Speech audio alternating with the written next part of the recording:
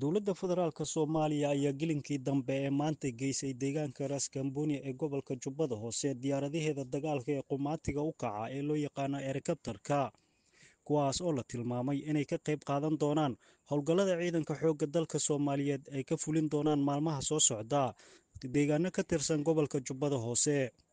Diyaaradahan qumaatiga u kaca ee loo yaqaan helikabtarka ayaa dowladda Soomaaliya sidoo kale maanta ku geysay deegaanka Ras Kamboni agab military oo muhiim u ahaa ciidamada xoogga dalka Soomaaliyeed ee ku sugan deegaanka Ras Kamboni, kuwaas oo la geeyay halkaasi toddobaadkii la soo dhaafay. salaan kadib waxaan maanta joognaa garoonkii Ras Kamboni ee degmada Badhaadhe. runtii waxa weeye garoonkaasi waa garoon caalami ah, waa garoon ciidamada xoogga dalka Soomaaliyeed oo dhan u furan. ciidamada qaybaheeda kala duwan ee Soomaaliya ayaa ku sugan.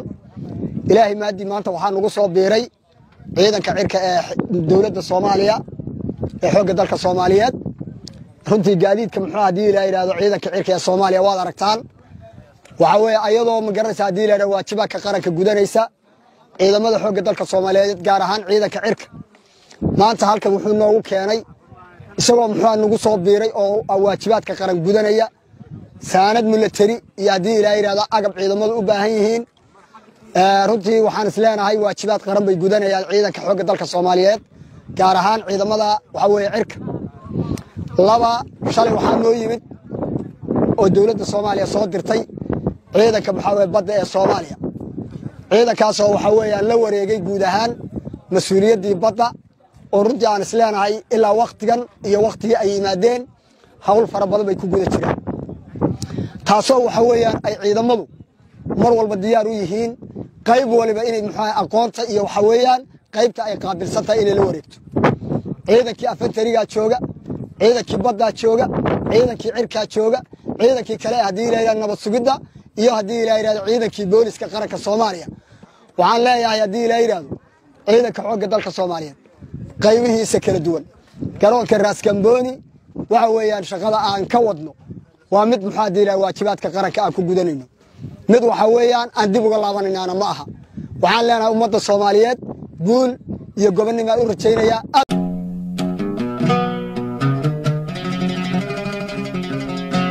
ku soo dhawow abka xiisaha badan ee qanciye.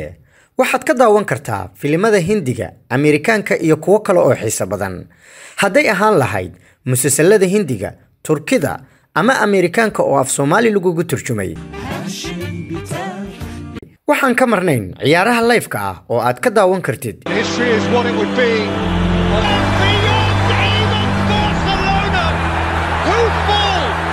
iyo weliba tifiyada Soomaalida dhammaantood.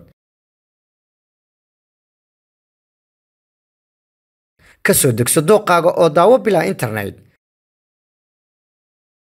rukumo bil ama in ka badan oo hel adeegyadeena. caawin 24 saac 7 maalin ah. degso muuqaalka aad ka heshid. HD ku daawo dhammaan aflaanta iyo ciyaaraha. waxaad ku daawan kartaa laptopkaaga, mobilkaaga iyo weliba adigoo ku xiriirsan kara TV-gaaga. haddaba ha moogaan qanciyaha bulshada oo booqo Play Store-ka kuna qor qanciye.